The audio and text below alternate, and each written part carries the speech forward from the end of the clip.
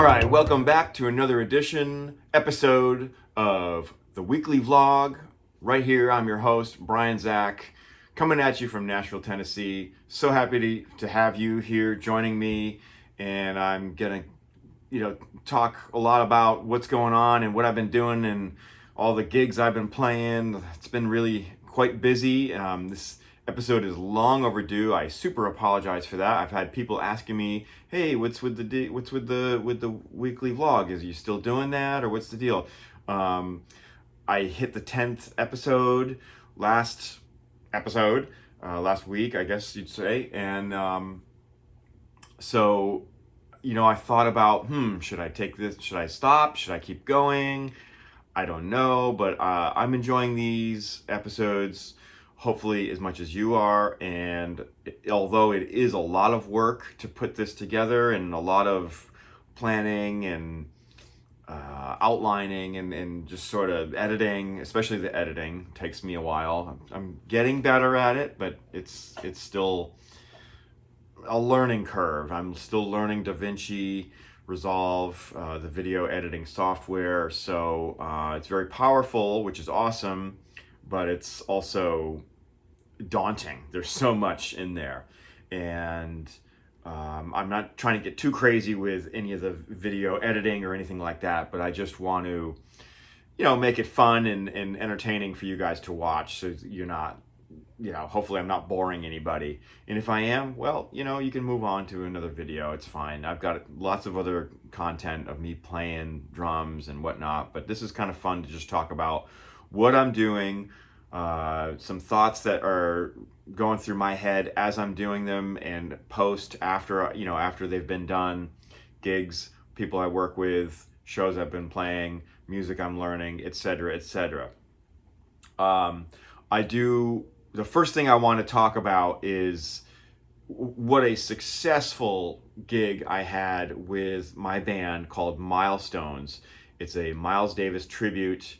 We played at Rudy's Jazz Room 2 Fridays ago, and we sold out the room. It was just jam-packed, just a great audience. Everybody was listening. Everybody was just hanging on every note, and it was just a huge high.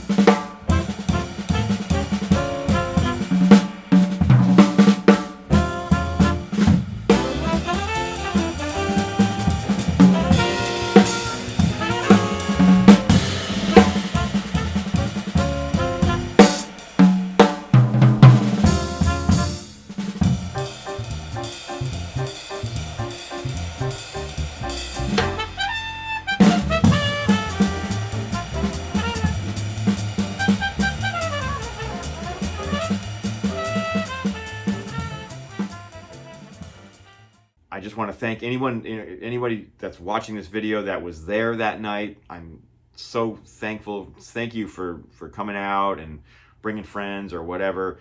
The bartenders were even impressed that she said at the end of the night, she told me that everybody was drinking cocktails and not ordering beers and cheaper drinks. Everyone was ordering like the more high-end cocktails, so that's awesome. I'm so glad to hear that. I'm so glad that Rudy's is doing well and making money through my band, and I'm making money through being able to play at Rudy's, and it's playing jazz, live jazz, so it's just freaking awesome. So I just that was a huge high for me. I have already booked the next show at Rudy's again. It's a Friday night, October 20th, 8 p.m.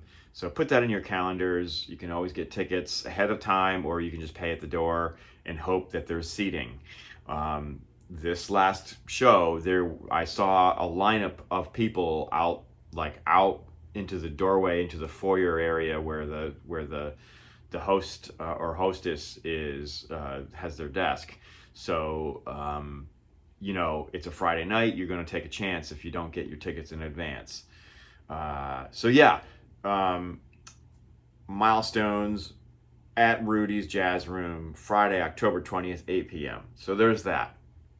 Oh, I have to mention, Leaf Shires was playing trumpet with us on this show, on this past show, and just it was his first time playing the book, and he just did such an amazing job. So I was so thrilled to have him. He's such a great person, and really everybody that I work with, there's great people, and I love working with them, and so grateful to have such great people around me, talented people who are willing to put in their time and their talents for this project. But shout out to Leaf Shires for filling in on this last show and just did a killing job. Just what an amazing trumpet player, and he's a great singer too. If you've never heard, check out Leaf Shires online.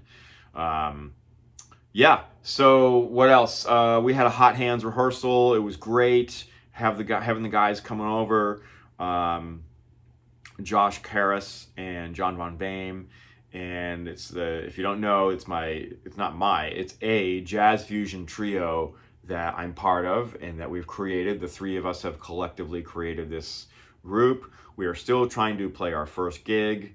It's tough to find venues in Nashville that will host jazz fusion, and especially when you're a new band and you don't have any, like a lot of content and stuff like that. So we're just kind of building that up. We're building up a set list. We've got about 10 or 12 songs.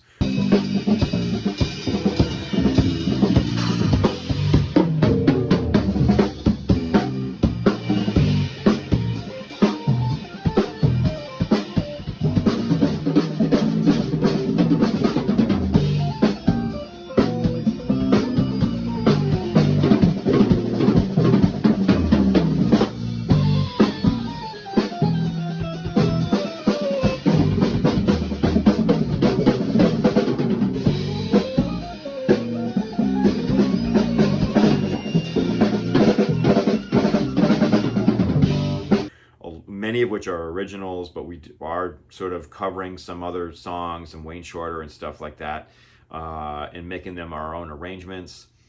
We were kind of in a weird mood for this last rehearsal, and so I don't mean that in a weird way. Just like we were just kind of lackadaisical and just kind of like feeling kind of tired, I guess.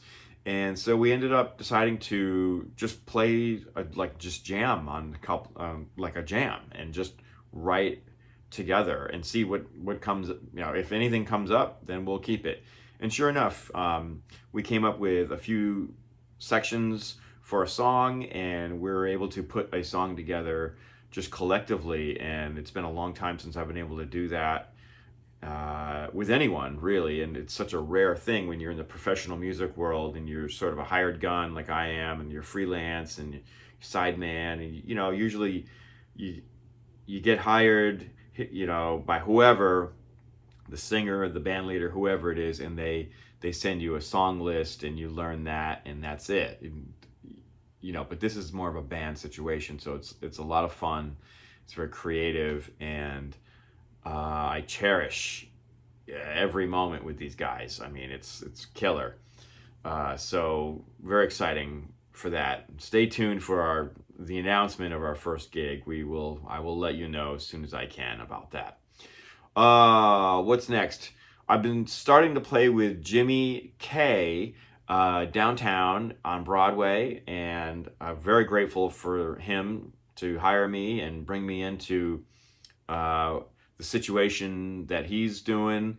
Starting to play with him, at least for the moment. I'll be playing with him on Thursday mornings, like 10 a.m. to 2:15 p.m. at the stage. And so I have a little bit of footage to show you of that first gig that I did.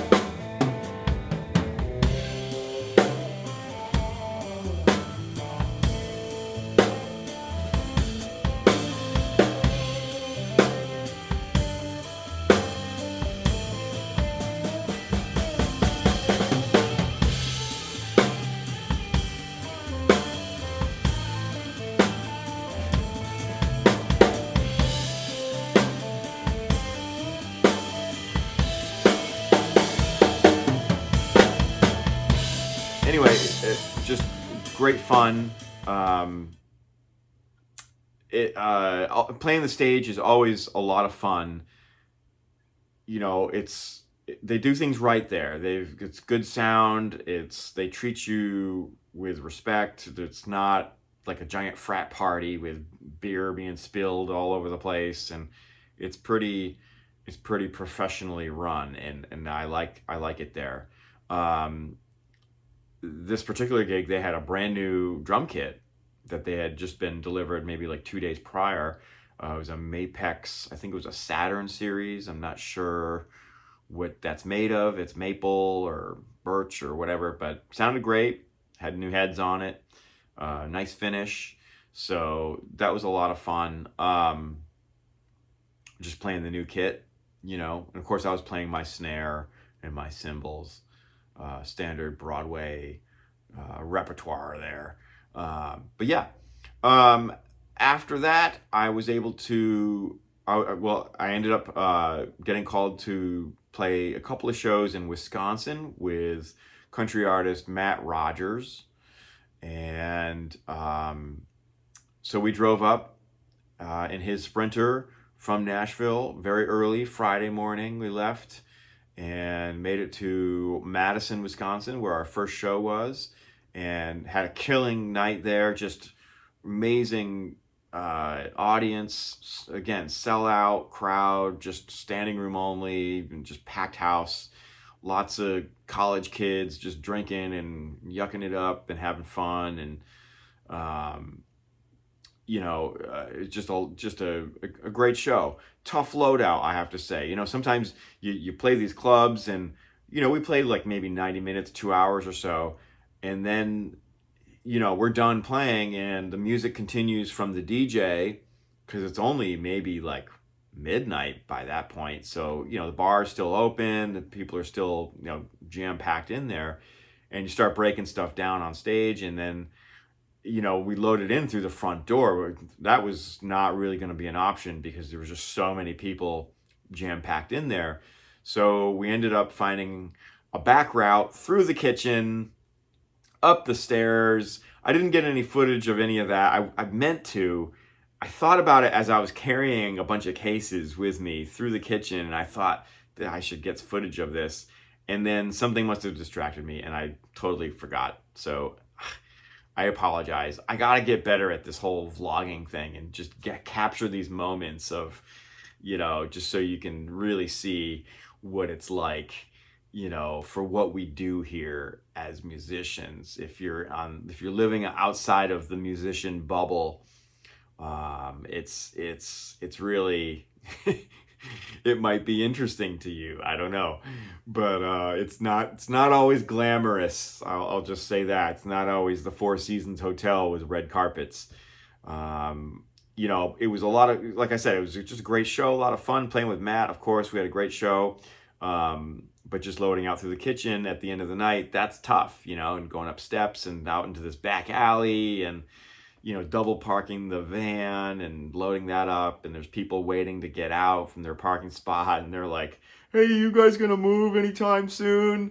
You know, it's just like, it's not very glamorous, but that's, you know, that's just part of it. That's part of the package. It's what we do. I have to say that during, you know, playing Matt's music, I'm getting more and more comfortable with it. I don't know if I've mentioned it, but I have not had any rehearsals with any of his music before. So any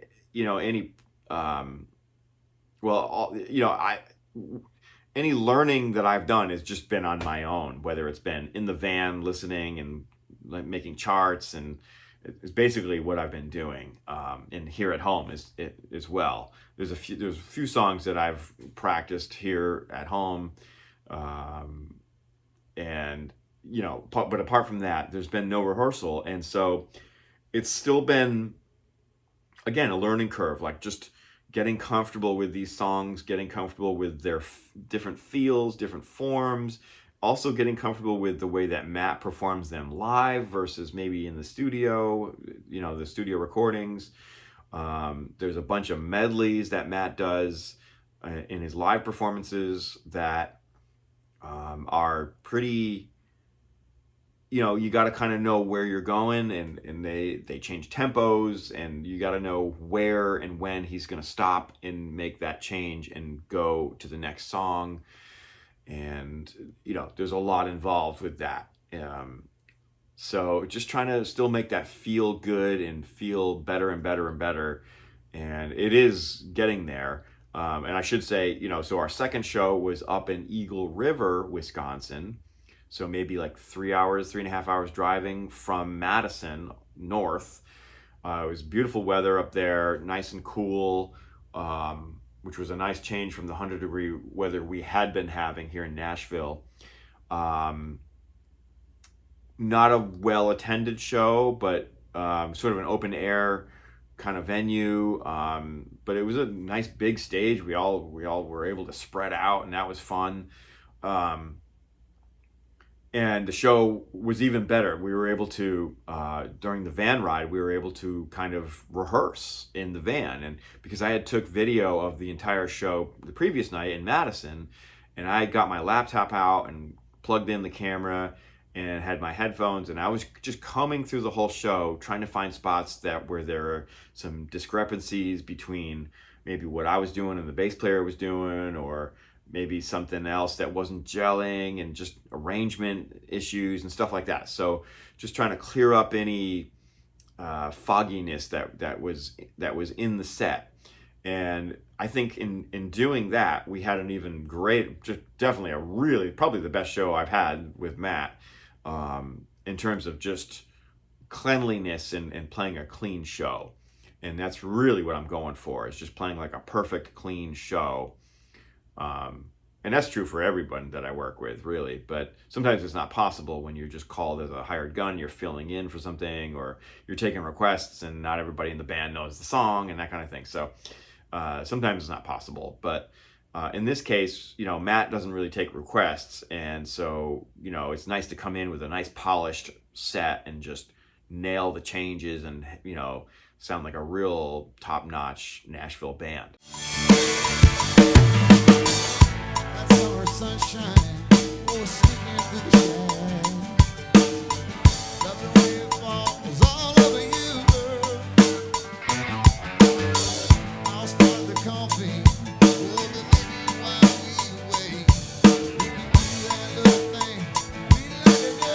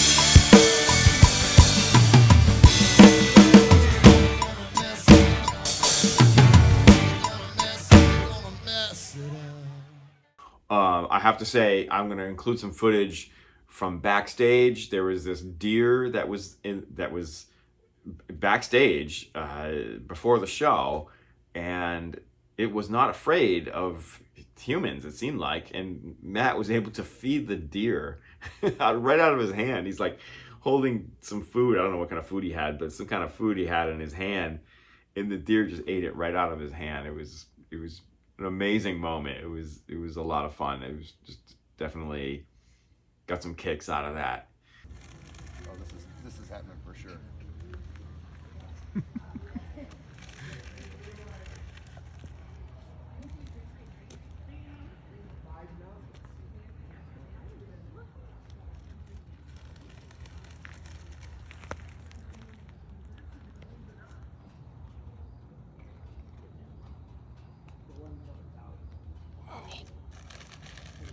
That's nuts. You getting this? Yeah. Eat 'em, Johnny. Oh my God. Anybody else wanna feed it? Awesome.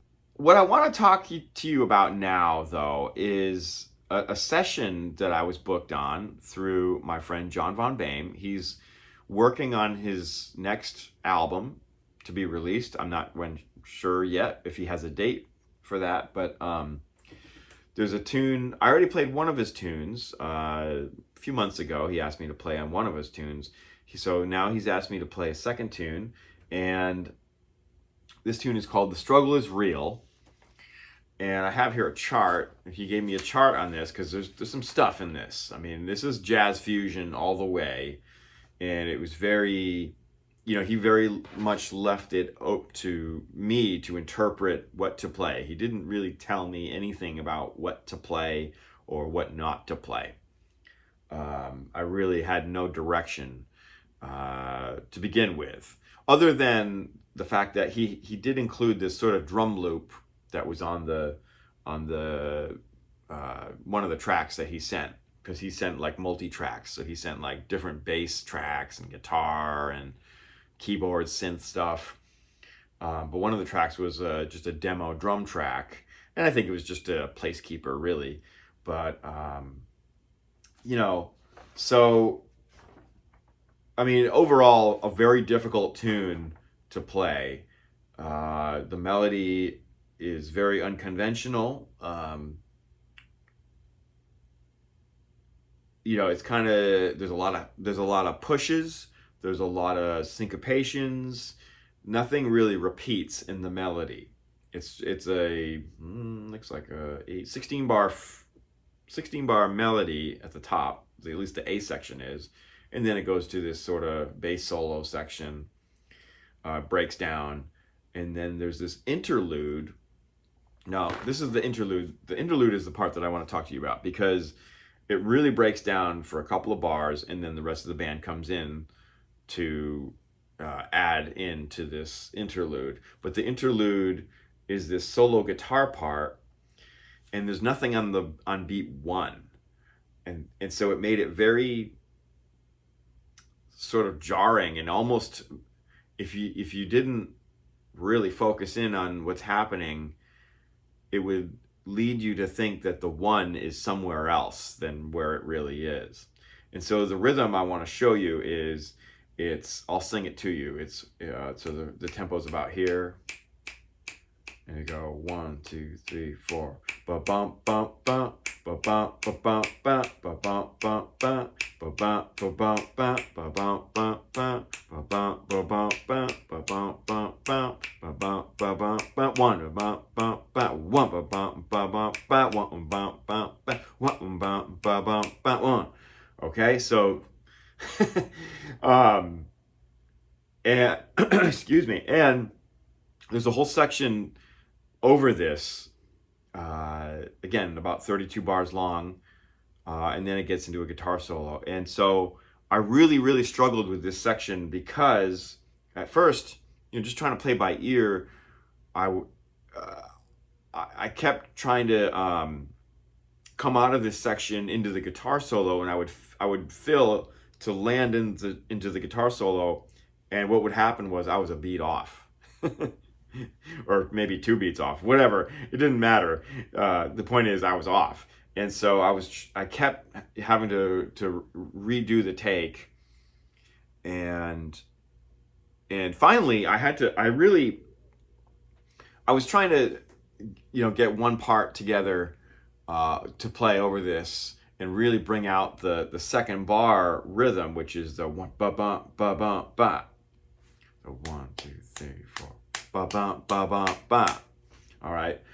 But I ended up scrapping that because it was just, I just felt like first of all, it was too hard. And second of all, I didn't really feel like maybe it didn't complement the music as much. And it needed something a little more straight and just driving through to kind of keep everything honest.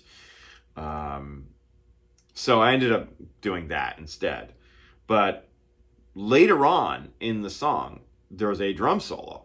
And the drum solo is over that guitar rhythm. And it's not an open solo, mind you, but it's an extended solo. And all the while that guitar part is going on, and then things get busier. There's more things that get added in. There's like an eighth note guitar strumming thing, ding and ding and ding and ding. And then after that, a bass melody comes in to sort of recapitulate and sort of coda the song out to the end. All the while, the drum solo is still happening through all of that. And so, yeah, it was difficult. And I just wanted to bring this up because, it's not every day that you get a song like this where you have to play over it. And again, it's super open to interpretation. So you have to really, you got to kind of come up with the goods in a way. Because if you don't, it's going to suck. I mean, if I just played 2 and 4 all the way through, it just doesn't fit. And I think John would, if I sent that to John would probably send it back and say, hey man, could you, make it a little more, put a little more of your personality into it. And so, yeah, so it was a process. It took me, I don't know, maybe like the better part of 3 or 4 days of working on it. I want to get it right. And so there wasn't like a huge deadline. It's not like he needed it like tomorrow at noon, I need this, but I didn't want to take forever on it either, because I know he wants to get his project done, and he's got to send my tracks to, whoever else is going to play on this, and, pass it on down through all the different musicians who are going to play on this remotely from their own studio. So the drums have to be done before really anything else goes on top of it. That's just kind of how it works. The drums are part of the foundation, the drums and the bass.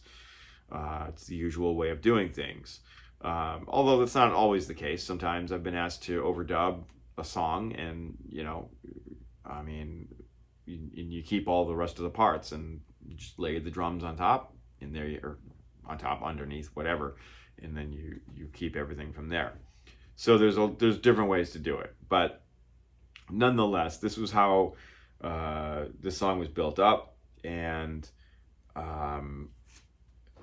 yeah, if I can find the PDF of this chart, I'll load it up for you.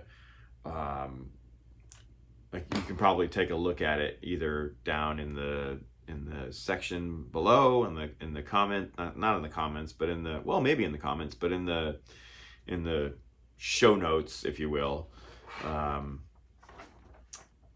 in the link section below. So yeah, it was just a really difficult part, and I should make mention that I didn't actually use this drum kit on this tune. I stayed with, I had when I first started working on this song, I had the Ludwig Club Date 1965 Club Date set up, so when I started working on the song, I kind of was digging like the vibe that those Ludwigs were giving me. It's just one up, one down tom configuration, and I asked John, I said, hey, is it cool if I use this kit? Is it like, or do you want it to sound more contemporary and more, polished, or is this vintage, Ludwig sounding cool, you know. So I sent him just a quick take for him to listen to, and he was like, man, the drums sound great, just go with whatever you want to, you know, use whatever you want to use, kind of thing. So yeah, I ended up sticking with the Ludwig and made that work. I mean, it was cool. I also in the head section, in the first 16 bar section, and which comes back later in the tune, I was able to find some spots where I was using my Creative Percussion. Shout out to Creative Percussion there, Kevin and his wife there, Sherry. Kevin has he makes all this amazing percussion by hand, Creative Percussion. Check out Creative Percussion. And I have this like stacker thing that goes on the rim of your drum, and so I was able to use that as sort of like a second hi-hat and make that really sound nice. It really fit the vibe of this tune. So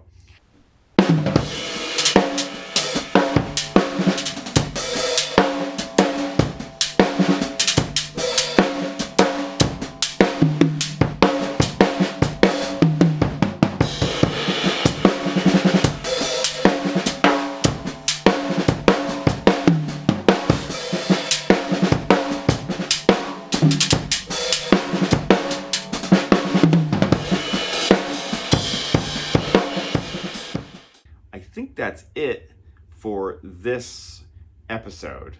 I don't want to ramble on here too long, but approaching almost 30 minutes here. Yeah, you know, thanks for tuning in. If you've made it this far, congratulations. You have nothing to do with your life. No, I'm kidding. I hope you find some of this interesting and just sort of an inside look to what I'm doing and what I've been up to. As always, like and subscribe. Send me a comment if you like this stuff. Let me know if there's something you want me to cover. I am on Patreon, patreon.com/BrianZach.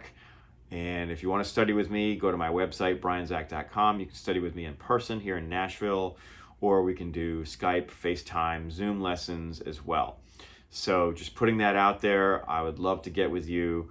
There's another thing I've been doing is these videos. I've been doing these lesson videos for a student of mine who lives up in upstate New York, which is where I'm from originally.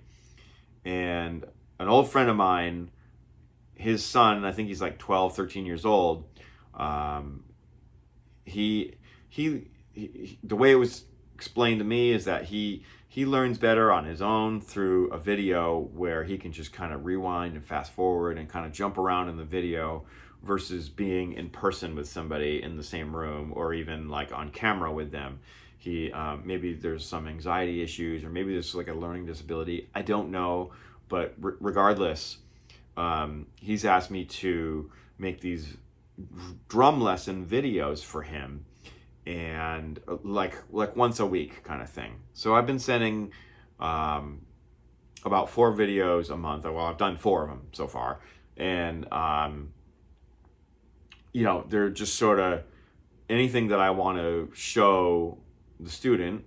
I make the video and send it out. I put it on YouTube, and I just make it like an unlisted thing and send the link to his dad, my friend, and you know, he can, you know, and I create a playlist on YouTube so he can, you know, again, it's all private, so only he can see this, only he can find this video and see it for himself. So I can do that for you too. If you prefer that, that's great too. I mean, I can make videos in here all day long, so it's not hard. You know, and I appreciate the business, and you know, the more money I make through doing stuff like this, then I can reinvest that money into new cameras and new microphones and editing software and so on and so forth, and just continue to make these videos even better and more possible. Lighting, I don't have a lot of lighting here. Hopefully the lights look good here in my studio, but yeah, right now I'm shooting this video on my phone. I just throw it into airplane mode so the phone doesn't ring, just in case in the middle of the video, which has happened. So I learned to put on airplane mode before I hit record, and because really my phone is the only camera that I have that's 4K, and I want to keep these videos in 4K, at least the best looking videos that I can possibly make them. I have other cameras. The Zoom camera, I love this thing. The Zoom Q4N has like an XY microphone kind of thing going on here. Also, it has an input, that red one. So that's a lot of the playing videos you see me performing, playing drums, are done on this. But this is not a 4K camera. It's a high def. It's a 1080p. But I'd love to get a new camera of some kind, like a real, honest to God, you know, vlogger camera. All these YouTubers seem to have all these beautiful cameras, and you know, I just got to save up my money before I blow $2,000 on a camera. Anyway, hopefully this is working out for you so far. That's it for me. I'm going to sign off. I've got some other things I got to do. I'm playing tonight with Ali Cutter Band downtown, playing the V drums again. Exciting. So the key there is to play light. Don't play them like real drums, because they're not real drums. So if you have gigs that you're playing on V drums or any other electric style drum that don't sound or feel like drums, then you need to change the way you play, change your approach, and don't hit them like real drums, because they're not, and they will hurt your hands. So play softer, play lighter, don't lay into them so much. Have fun, but yeah, you have to have a little bit of a different approach. At least this has been my experience with it. That way tomorrow my hands won't be throbbing when I wake up. Okay? So just a little tip there for you. In case you missed some of the other episodes, I've talked about the V-drum dilemma here in Nashville. Some of these clubs have adopted this policy where it's just everything is direct. There's no amps, there's no drums on stage. It's all just wires and ones and zeros, and it's, you know, it's just not a good look. It's not a good sound either. Hopefully Nashville will wise up soon enough and get rid of all that crap.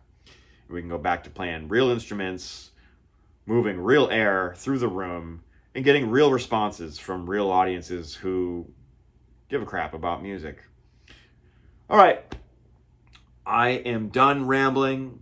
Thank you for joining me. I love you. Please stay tuned for more videos, and don't forget to like and subscribe so you don't miss anything else from me. Lots more coming your way. Getting geared up for the Mannheim Steamroller Tour coming later this year, November, December. I'll be on the road with Mannheim Steamroller the entire month of November and December. So I'll be vlogging from the road. So make sure you check that out. Looking forward to sharing all of the insider stuff with you from there. All right, guys, take care. I will see you on the next video.